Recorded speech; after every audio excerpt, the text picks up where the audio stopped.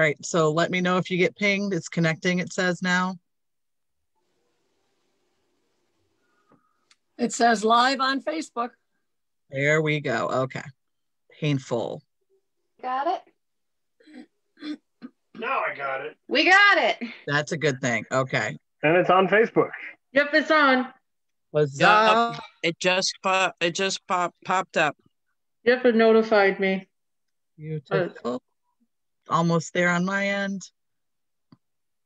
Okay. Connecting, it says now. Notified me. Beautiful. Did you just hear yourself? I did. That was weird. I know, right? Right, so I'm assuming we're in. Everybody can still see it. Yes. Okay. I'm just trying to get in there so I can interact, but I can worry about that later as long as everybody can still see what's going on. Yeah, Good? you're still on. Okay, good. All right, very good. So everybody non-video and audio, if you are not, so Dallas will be the first one on, okay? Yep, I just got the, okay, ping, ping, ping, okay.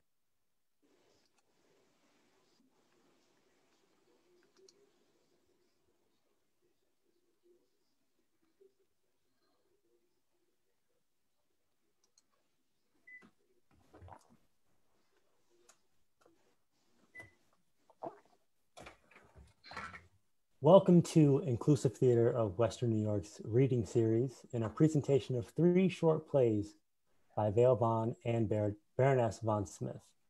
We'll be performing 3 short plays for your viewing pleasure tonight. Fresh Hauntings, Book Club, and Writers in the Wild. Thank you for joining us. We hope you enjoy. Up first, we have Fresh Hauntings by Vale Vonn.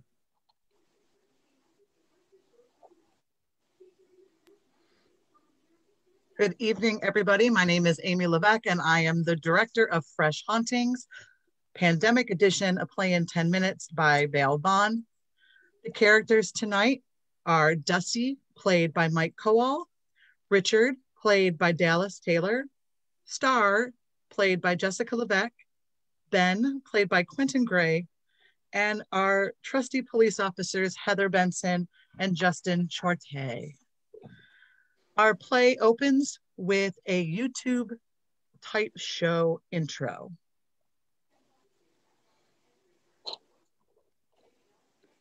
Fresh Hauntings. Pandemic. Edition. Our region is one of the busiest places on earth for paranormal activity. The entire area is inundated. Even untrained, untechnical people can easily perceive happenings in this area. There are psychic phenomenon around here every day, every minute. It's almost too easy. There's so much. It's overwhelming. The most active hauntings. That means the most recent hauntings. Truly. Established hauntings mean longtime haunters, ghosts whose stories have been explored and revealed, in some cases, many times over. People know enough about the stuffy old hauntings. Ooh, I murdered my entire family with an axe. Whatever.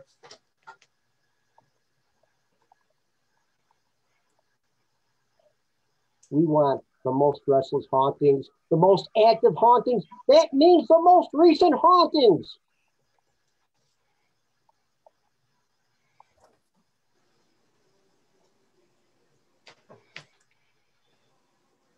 Recent hauntings generally make for more intense manifestations, but paradoxically, these paranormal events are the most difficult to capture and identify, technologically speaking. These most recent inhabitancies are desperate to have their stories told. These lost souls need to be heard. They need a witness to their distress before they can go on to the next world. Some of these are freaking scary. We don't care. We'll take on any ghost. Bring it. These hauntings, these fresh hauntings, they make the scariest apparitions. Star, my psychic witness, listens to them and tells their stories. Richard is my tech guru. He captures these phenomena in ways that can be examined and authenticated. Ben is my demonologist. His fearlessness really helps empower the targets of these hauntings, the living. Me, I'm a conduit. I bring everyone together. It's kind of like solving mysteries. A lot like that, actually, right? But not cold cases, freshly killed, not rotting yet. Maybe hanging in the morgue, waiting to be autopsy. Fresh ghosts floating around committing hauntings. Fresh hauntings. Fresh hauntings. Pandemic edition. Pandemic, yeah. Hello, viewers, and welcome to our inaugural socially distanced, coming to you live ghost hunt. This pandemic has impacted our work just like it has everyone else's, but ghosts aren't affected by a pandemic. They're still out there haunting houses, scaring people, and causing trauma. We're still getting calls we're still getting calls. So I sat down with my team, especially my team scientist, Richard, and we devised a method that keeps all parties safe. Here's Richard now, chiming in from the Fresh Hauntings lab to discuss it. Hello, Dusty. Hello, viewers. Richard developed most of this method. Socially distanced apparition assessment, patent pending. And set up the equipment at the house we are investigating. Yes, it's an unideal time to be inside someone's home, but ghosts have no real sense of propriety. Not that I'm casting blame. Probably that's something you lose when your sentient heat vacates your body. Regardless of the why, people are definitely still experiencing psychic infestations. They need help. And the spirits of the dead are desperate to have their stories told. Yeah, we ran the intro, Star. Also, nice of you to join us. I'm a psychic witness, Dusty. Technology and me are not friends.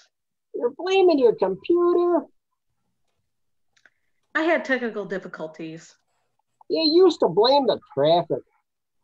Hello, Star. Hello, viewers. We're live already? You're 15 minutes late. Yes, we're live. Where's Ben? So, live viewers, the team devised this new method where we can monitor all the equipment remotely.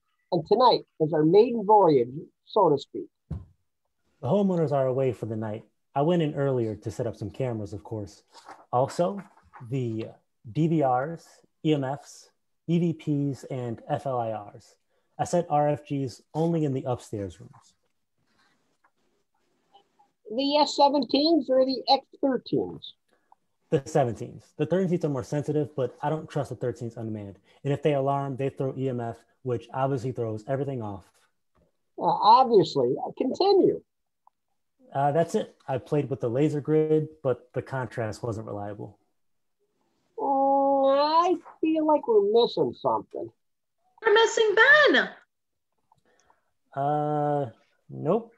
Everything on my list is in the house already. Richard, where's the Delta 3 PCD or the IITC? How will this bird communicate? The IITC?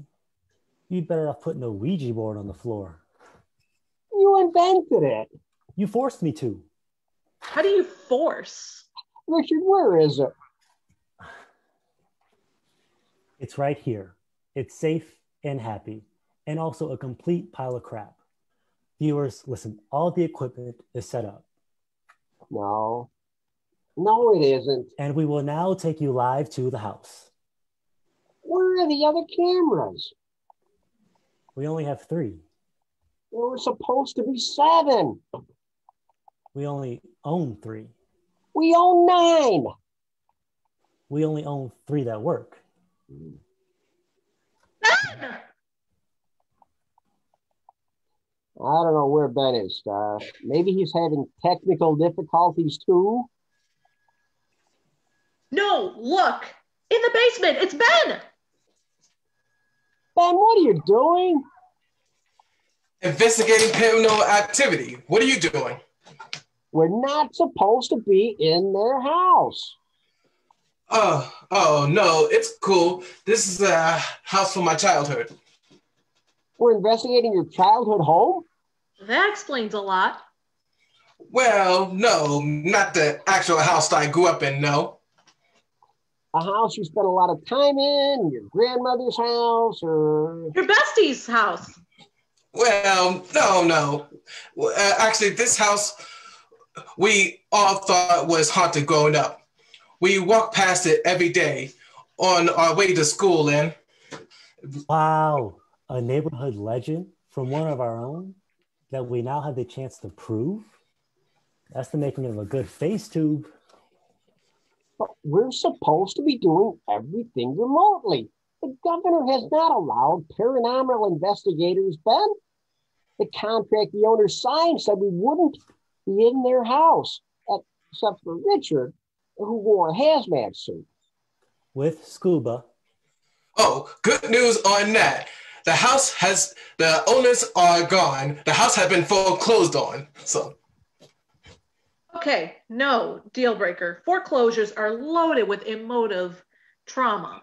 Emotive trauma means psychic static. I won't be able to tell the ghosts from anguish of the living. It won't matter. If this house is haunted by who I think is haunted by, the only person that should be handling it is me. No one should be handling anything in that house. And we are fresh hauntings. Ben, if you grew up around this haunted house, then it's not all that fresh, is it? It's not like I'm 30. I'm gonna kill him. I'm going to kill you. I'm going to suggest that we, the ghost hunting team, just sit back with the viewers and watch for a while. See what happens. Whatever. Fine. Come on, you. Here it comes. Manifestation in record time.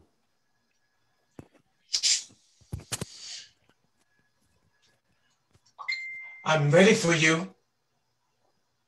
That sounds human.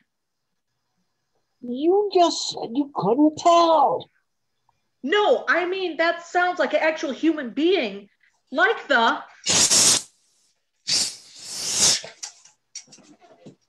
This is the police. We know you're in there. Put your hands up. What she said. This is the police. We know you're in there. Come out with your hands up. Well, viewers, that's all the time we have for today. I'd say this house is not worth a second look. What do you think, team? Yeah, seems pretty clean to me. Yep, agreed. No rolls here. Yeah, no demons either. Join us next week for our second socially distant paranormal investigation. Using socially distant apparition assessment. Patent pending. I thought I turned that off. Yes, we'll use Richard's new method to investigate an office building. I believe to be harboring a spirit in the heating ducts. Same ghost channel, same ghost time. Fresh Fresh hauntings. hauntings. Are we off now? Yes, just us, no audience. I still don't think anyone's going to get that time channel joke, Richard. We'll fight about it later. I gotta get all that gear back before it gets confiscated or something. Do we have any bail money left? I'll go get them. You got them last time. Thank goddess.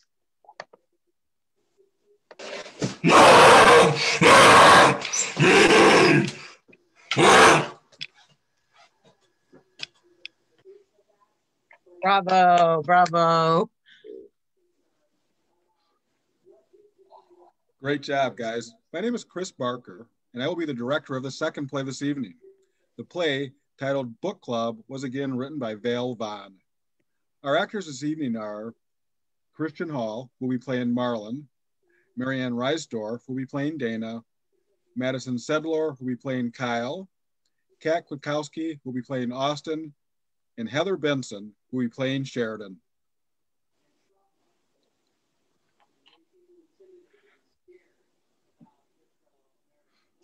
I guess that's everybody then. We've only got half the usual crew, but it's nearly 10 after. Some stragglers will probably roll in later. This is our first online book club meeting, so. Breslin isn't on yet? He's the moderator. Oh, just so you know, I got a text message from Breslin, and it said, well, I think it said he can't make it, and he sends his regards. And could I please moderate? I've never moderated before, and this is a pretty complicated book. So my plan is to... Austin? Yes? What do you mean you think that's what the text said? What he said was... Oh, wait. Let me get this exactly right. What he texted was... Why ina jag slår fast ha ila geb f-i drogog you Our moderator, who picked the book, now isn't here to moderate. He used a passage from the book we read as part of the text. How clever. And oh, Yog, he's my favorite. Guys, I think something really weird is going on here. I mean, I know my experience. I translated the literal lurker at the threshold to mean moderator. Sounds legit. Okay, anything else? No? Like I said, I've never moderated before, so I've got some ideas from the internet for questions.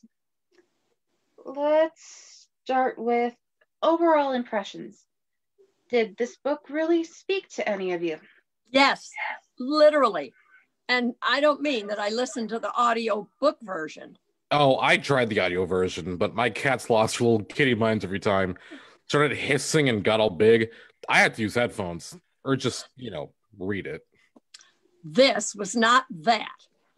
This was the book speaking to me by name, calling me to it, bending me to its will, to its bidding. This is not what I signed up for at book club. Did the books evoke some strong emotion in you? No, but I did manage to evoke several demons. Does anyone know how to get rid of these things? There's a writhing, seething mass of eyeballs in my kitchen, all jaundiced and bloodshot. And upstairs in the spare bedroom, there's a bubbling mound of teethless mouths, all wet and gummy and slapping together. All night.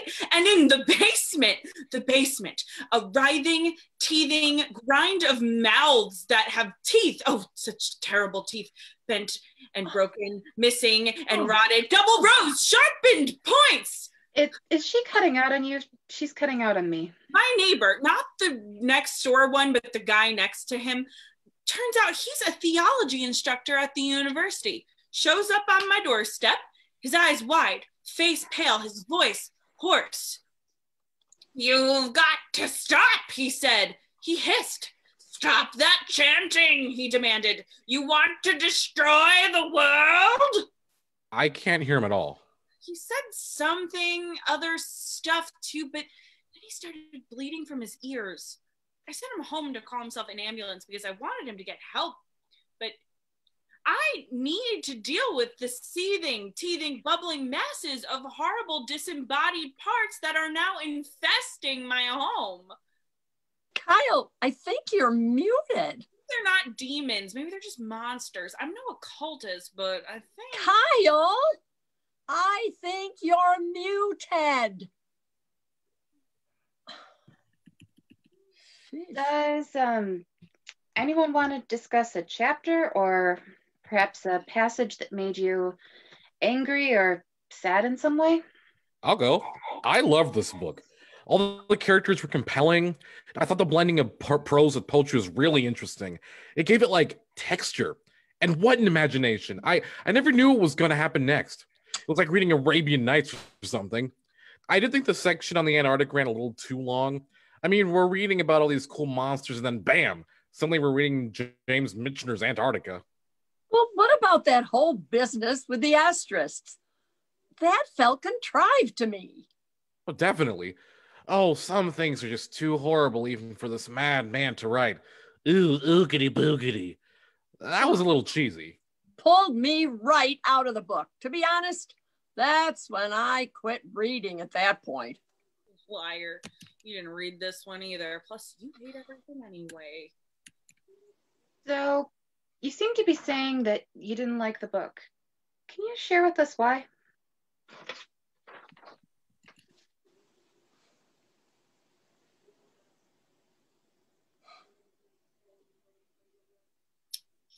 Sorry I'm late. I had to get a plate. I had to. I'm all set, though. What'd I miss? Wait, is that the right book? Isn't that next month's book? Did I read the wrong book? Again. Kyle, you're still muted. Austin, maybe you should do the formal introduction. Yeah, Sheridan, maybe you should show up on time.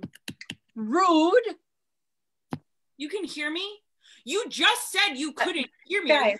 Guys, so, okay. So this month's book is Al-Ajard's Necromonicon.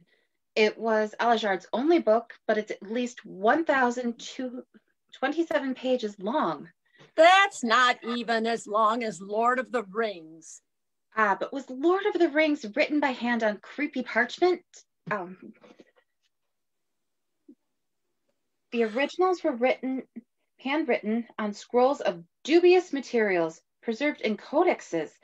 They were unearthed during an archaeological dig near Gotha, Ethiopia. In addition to the text, the full contents comprises star charts, formula tables, and astrological maps. Sounds just like Lord of the Rings, actually.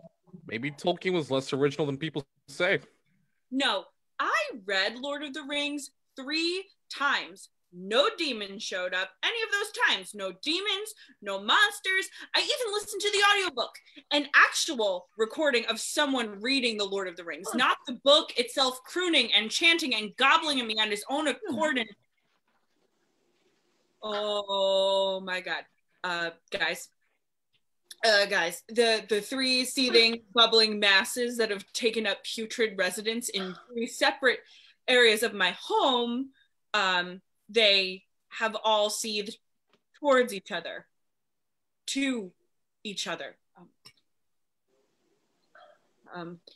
They have found each other, and now they are starting to glom together like a dripping, drooling, toothy transformer. Can you make out what he's saying? Nope. Kyle, buddy, you're muted again or something. Yeah, maybe quit and come back in. Here we are. Necronomicon. I read this one years ago. I made some of the recipes in it, too. No, I love that it had recipes. Of course you do. You weren't very good. Some of the ingredients I couldn't find, not even online. Plus, as you guys know, I'm a vegetarian. So whenever it called for flesh of the innocent, I substituted tofu, and for goat's blood, I used beet or cherry juice, and just a hint of cumin. I'm so impressed that you actually tried them. I always want to, but I never get around to them. Then the book is due back to the library, and oh well. You should definitely try these. Let me know how you fare. I'd like to know if it was me or the recipe. I suspect it's just like all these untested recipes on the interwebs. Well, maybe they didn't update them. I mean, maybe they couldn't. You said yourself you couldn't find some of the ingredients? Then revise the book and provide suitable substitutes. I'm with Sheridan. If you're going to use the gimmick of recipes in your novel, you should at least bother to test them. Why do you say gimmick? What makes it a gimmick? It's something that calls attention to itself, but doesn't add to the book in any meaningful way. It's an advertising ploy. Unless people like it, then it's a creative act of brilliance. I think something can be a gimmick and still be fun.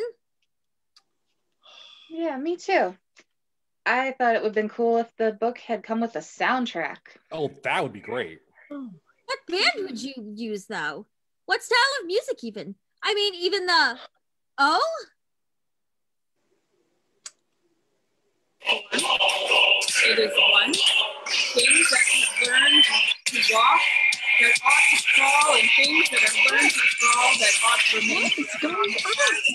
And things are rolling over in their chambers, things that ought to be still, things that are granted power, whatever the chance of y'all set off, have been cried out of their season. Can you hear him? I can't hear him over that. Is that music? What is that noise? It's pretty raw, whatever it is. Rock this year. Ding, ding, ding. All others on this plane of existence. Kyle, honey, you've got too much background noise. Can you turn something down or off or something? Poor Kyle is having a time tonight. Anyway, I think we have time to discuss one more question. What other questions have we got? Would you read anything else by this author? Well, there's nothing else to read. It's only one book. Well, let's see. How about this one? What is the significance of the title? If you were the publisher, would you pick a different title? And if so, what and why? Oh God, yes. The current title doesn't really tell the average reader much. I mean, do you speak Latin? Why not update it to English? That doesn't seem like English to you? Only in the way that the word kindergarten is English, but it's also not Latin. I have some notes on this, actually. One scholar claims the title translates to an image of the law of the dead. What utter nonsense. There is nothing in the etymology of Necrochronicon that translates to anything about law. It's more a book about classifying the dead. According to this source, the original title of the book was Al-Azif, a most likely pre-literate non-Arabic word defined as the natural sound that insects emit and also the howling of demons. Wait, what? More utter nonsense. Oh, so you speak pre-literate non-Arabic? Wow. Gods put the damned to sleep, but they tamper with the seals, thus waking the sleepers, so too are damned. Yog-Sothoth is the key to it. Yog-Sothoth is my favorite character. It's loose. It got loose. It's out there, and all those savage teeth and rotting gums and bloodshot jaundiced eyes, all coming for you to feed and instruct the very worm that gnaws. Oh, yeah, I love the blend of poetry in there, too. I don't remember that part, though. Usually, we do read selections from the book. Yeah, I forgot. And now we're out of time. But you know what? This is such a rich and lengthy book. I feel like we can talk about it for another session, too. Is everybody all right with that? Yeah, okay. Cool. Great. I'll send out the invite tomorrow. Good night, guys. Good night.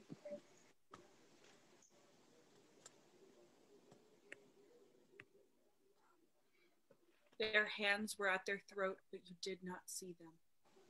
They walked not in the spaces we know, but in between them.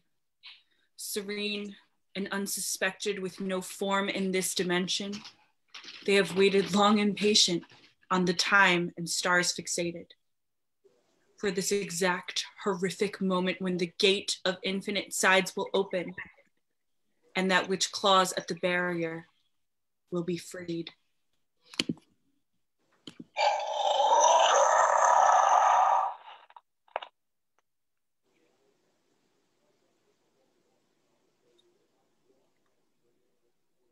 Great job. Great job.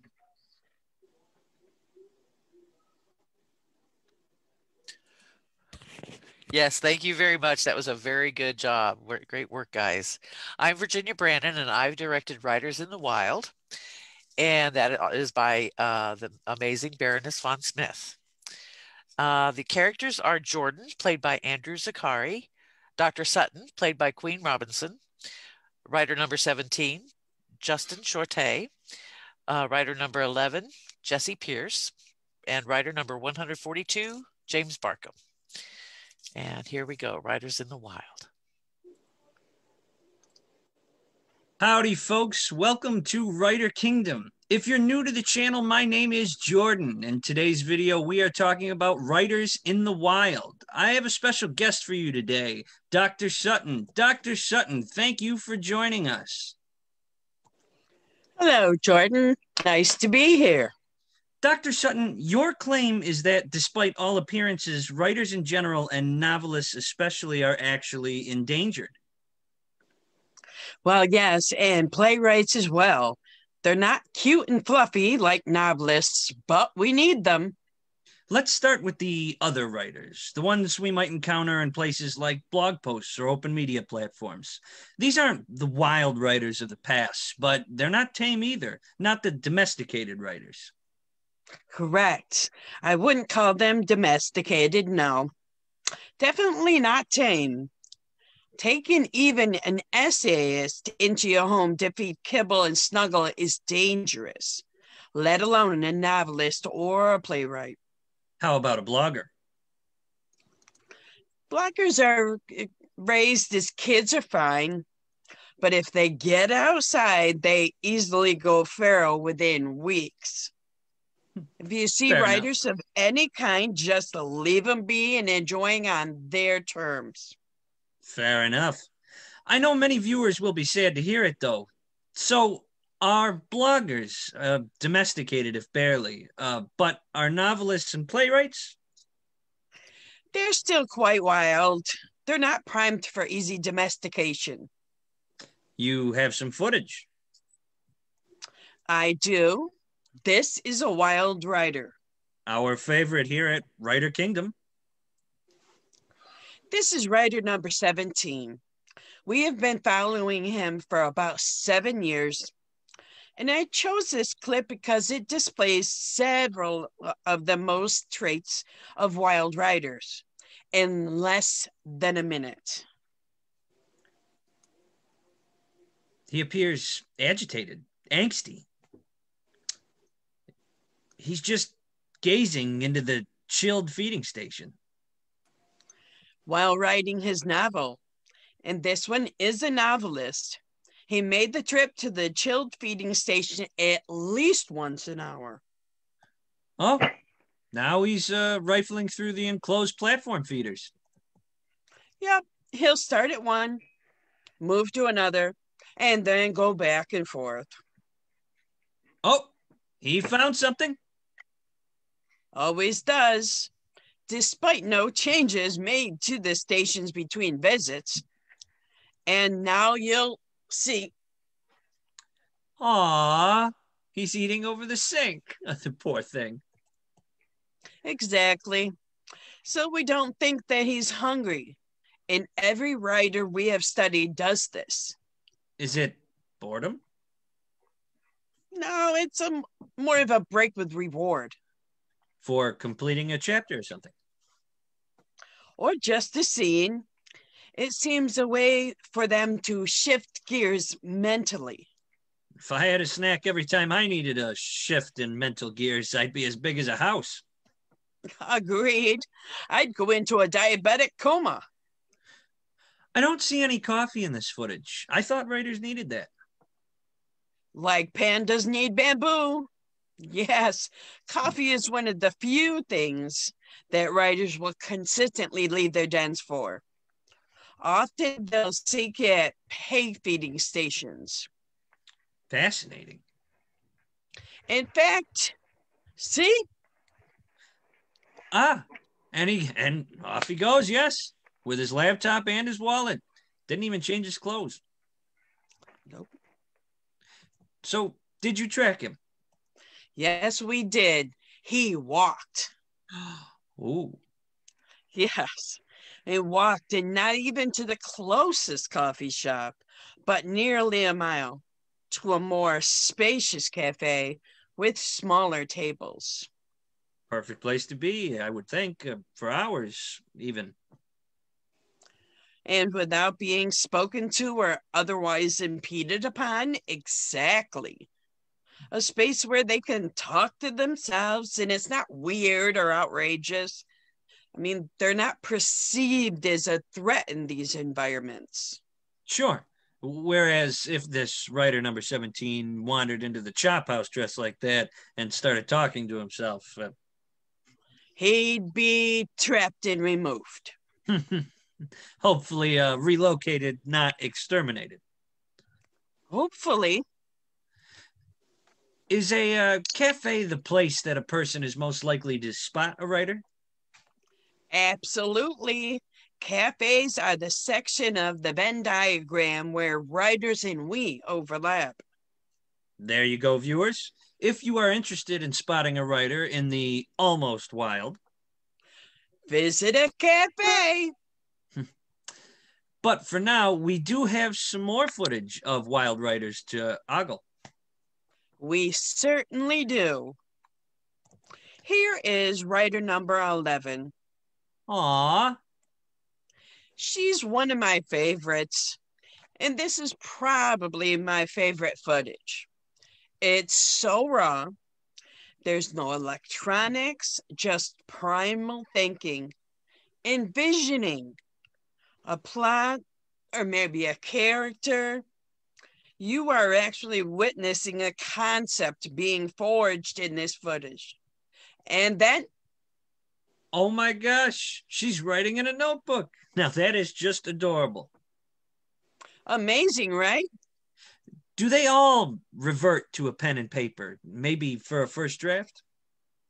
Well, that varies wildly. So precious. Finally, let's look at a writer in the process of self-domesticating. Now, you said that self-domesticating writers display structured tameness. Please explain what you mean by that. Well, it's akin to foxes self-domesticating and gaining what's known as urban tameness. Their fear-stress system downgrades. They have less response to things like noise, planned meals, a schedule, social interaction. In fact, many of these structured tame writers are fearless. They'll look you right in the eye. I'll bet that's intimidating. Have a writer look you directly at you. I can't imagine. Well, you're going to get a taste of that right now. Writer number 142. We've been following him for less than a year. Found him in a hybrid area. You know, the areas of the city where the tracks can get wild. Animals build dens and live around them, sure. That's how we see foxes in the city, sometimes even deer. That's the type of place that we found, writer number 142. An open media platform. Ah. And he was posting regularly to that. And by regularly, I mean same day, same time, every week. Ooh, schedule. Yes, and he also had an adjunct teaching gig, 2 classes. Lots of planning. Yeah. And then in the meantime, he's doing this. Is a paper mate enjoy? Is a paper mate enjoy? Let me hold it up so you can see.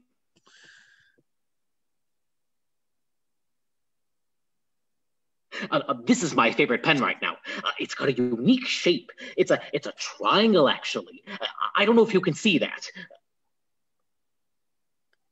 It does feel like he's looking directly at me. See, it's a little unnerving, right? Thought it could be argued that looking in the black of a camera is easier than matching the gaze of a human. Can you say that? Or this might be easier. Now, it's a triangle, so it won't roll off your desk, and I find it more comfortable to hold. That flatness just feels better against the pad of my finger. My finger isn't round, so why should my pen be? Okay, I'm going to stop this right here. That's enough to make the point. It's enough to make me cry. He does all of this and writes fiction.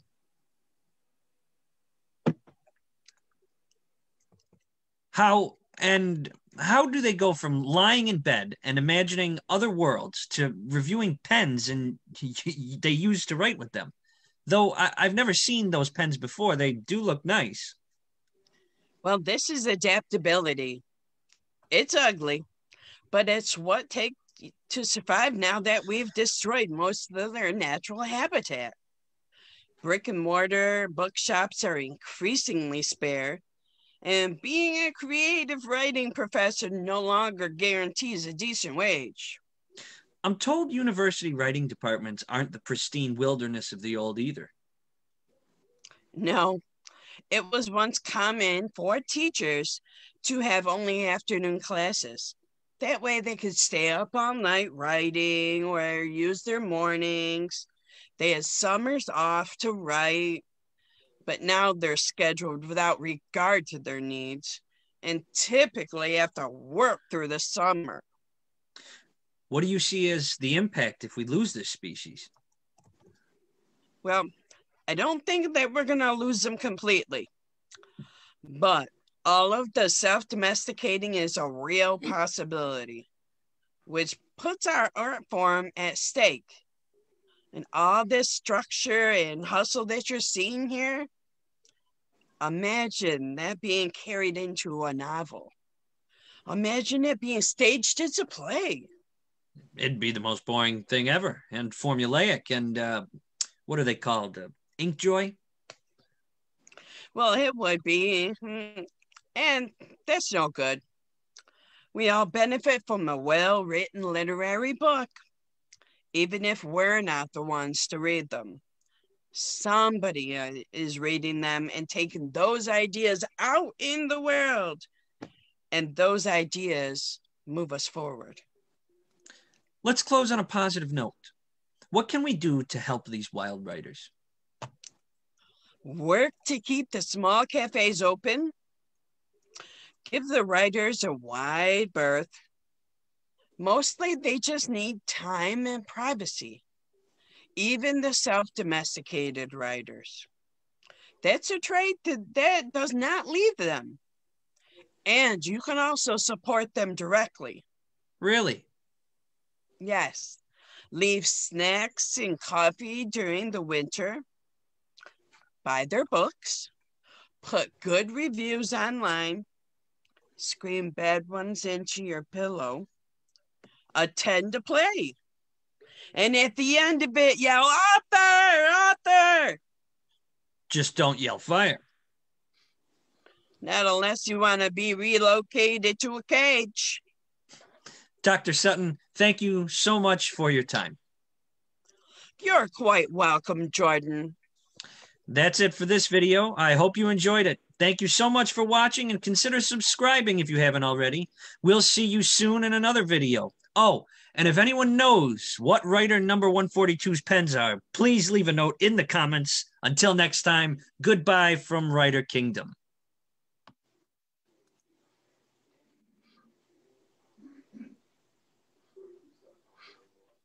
Woohoo, congratulations. Great job, everybody. So I'm going to ask the directors, actors, and writer to hop back on the screen. Great work, everybody. Really good job, guys. Pandemic. We Thank are in you. a pandemic. Thanks, Jess, for that reminder. Enjoyed everybody very much. So we're waiting on some questions from the audience, and hopefully people at home will pop them the screen. There is a bit of a delay. But I'm gonna toss one out to start to Baroness. What inspired you and Vonn to write these? Uh-oh. Oh, her sound is not coming through. No. Oh, is that better? There we are. There you are. There you are. This should be working. I don't know why it's It not. is now. It is now. Okay. So Vale Vonn, let's talk about those first. Is I am actually about 30 pages from being done with the first horror book I've ever written. And I started writing it to be just a straight up YA horror novel, and it evolved into something different. And I also learned that I really can't write very serious things. So these kind of came from that. Yeah. So Fresh Hauntings and Book Club. Fresh Hauntings, actually, that's kind of a lie. That was Book Club. Fresh Hauntings is a reboot of a project that I wrote actually to be a show about a show. And I stripped out some of it and just gave the ghost hunting team, because I thought it'd be funny for a ghost hunting team to try and function in the middle of a pandemic. That's actually, I have to give a shout out to Jake Castle. It's his concept. And he and I worked for a very long time, and he made me watch 100 hours of ghost hunting shows. Oh my God. Along with several hours of 30 Rock.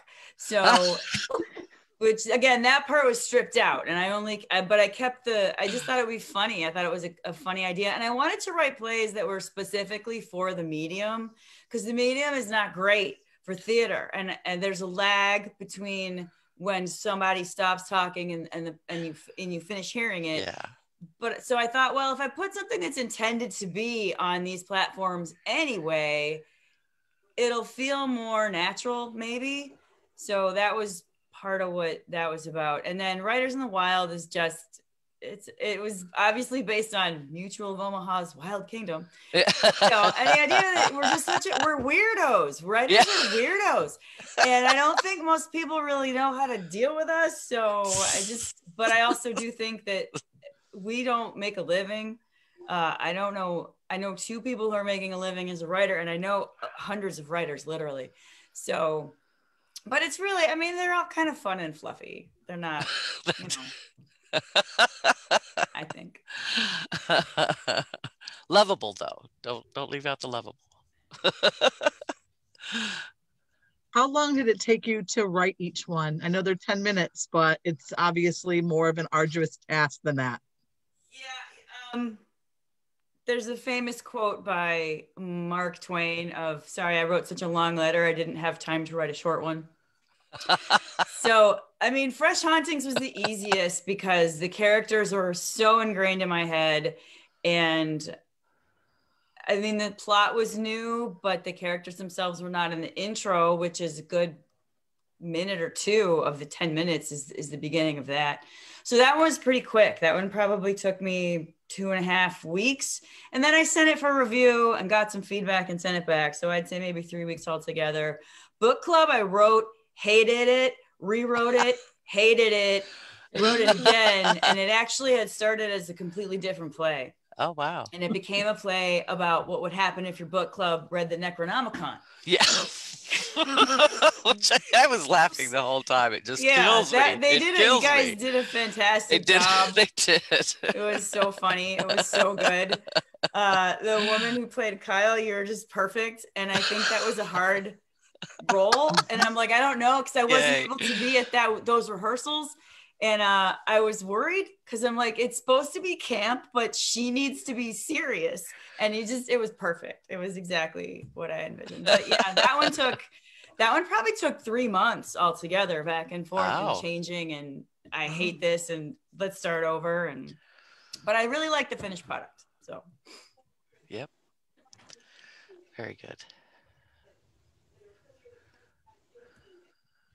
Okay, so we do have a question from, somebody confirmed, Kyle was great. Madison, shout out, great job. We did have a question. Yes. How long has everyone been acting? Oh my. Feel free to jump in. 5 years. Since high school? Who said 5 years? I heard 5 years, but I didn't see who it was. I think that was, yes, that was. I think I'm at about 5 myself. I've been acting for almost a decade. Off and on since 2002. I've been acting seriously for 15 years now. I started. Whoa. Or a thing. I just wanted to say I got the part of Kyle like 2 hours ago. I originally was playing Marlene, so I'm very happy with these. Like, Yeah, you were great. It's kind of, very good job. well, so much. I have another question. Oh, I'm sorry. I didn't mean to interrupt. Who was that? Queen. It was me. How long long, have Queen? you been acting? Yeah. Only this stint only probably just a little over 2 years. I got back into it. I used to do off Broadway like 20-something years ago. So came back into it with inclusive about a little bit more than 2 years ago. I have a comment from the comments. Virginia Andrew says that Andrew has been acting since he could talk.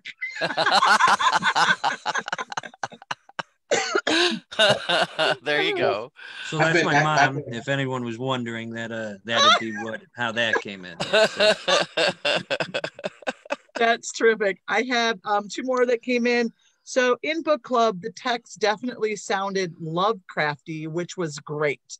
What was it like writing creepy text from a fictional book? Huh.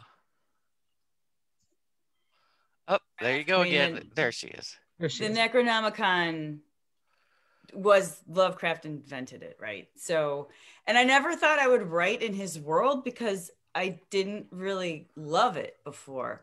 But I just thought that concept was funny. And then I kind of went down the rabbit hole, which is maybe part of why it took me so long to write it. It's fun there. And I went back and reread some of his stuff, but a lot of it is mine. And the poem at the end is mine, but it's rooted in something that he wrote. For me, it was fun, even though it's something I very seldom do. I very seldom borrow from other authors. I'm influenced, but to just take another author's universe and play with it, I never do that. So for me, it was fun. It was different. It feels like cheating to me because again, it's a shortcut, right? The characters are kind of already there and you kind of know what's going to happen if you read the Necronomicon for your book club. But it was fun for me. It was different. It was easier, honestly, to be in someone else's world and not have to do a lot of world building made it easier. I have another one from Finelli. Did Echoes Foucault's Pendulum inspire the book in book club? Sorry, Finelli. No. Finelli is smarter than me and better read than me, so I could be wrong. Like that might predate this, and I just don't know that. That is possible. Finelli, like I said, Finelli is far better read than I am, so maybe shouldn't just dismiss him like that.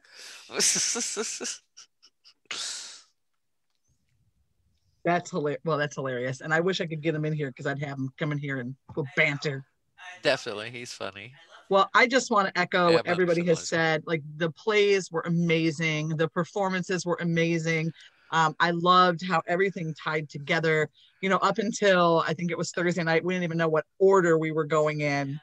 And it flowed so logically. Yes. Thanks, Dallas. It really did flow logically. And, being able to sit back and actually enjoy the other 2 performances tonight, I was able to see the connections that when, I'm into that one zone, I didn't see any of that. Like, exactly. You're there. So, but it was nice and it flowed that way.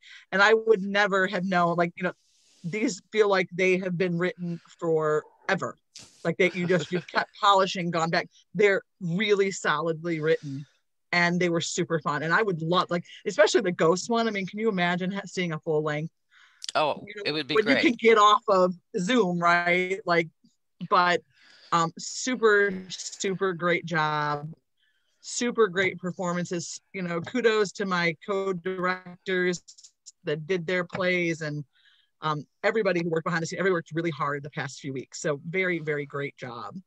I'm going to toss it back to Dallas, but really quickly, next month we will be featuring Madison's plays. It will probably be somewhere around this date, but in February. So what is that, like? I don't know. February last week or the second to the. It's going to have to be. It's a short month, so. Yeah, so 23rd. like the 20th ish. Yeah, probably. Yeah, so if that works, you know, you guys are getting the first. We didn't even know that until 2 seconds ago. So, but we'll be featuring. If you're watching this and you are a playwright, whether or not we have featured your plays before is irrelevant. We want more. We hope to, in March, have Matt Boyle.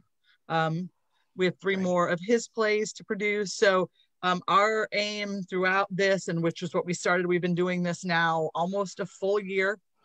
We realized that with COVID and with some of the folks that are part of Inclusive, that the necessity to act online, because it may take some time before we're all back together for a myriad of reasons. But we wanted to keep being creative. And, you know, you guys have been great. So thank you. If you are a playwright and you have things, inclusive theater of Western New York at gmail.com, drop us a line. Baroness, you want to say anything else? I want to thank everybody for the work that you've done. And I know that there were a lot of challenges in these plays.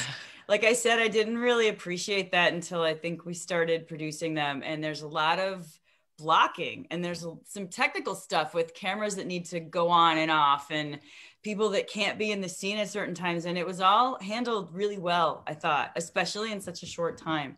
So I just am very appreciative of all of that and everyone's work. It really means, I don't think that actors understand how much a playwright benefits from seeing our work in your hands. And I just am really grateful for that. Well, and we are grateful for you. Thank you. That's right. Thank you. For sure. Yay. Applause, applause, applause. Dallas, are you there? And thank you for all your wonderful actors. And Marlon, is your name Marlon? Please come back. Christian, your name is really Christian. Okay, yes. Thank you for joining us tonight, and please come back.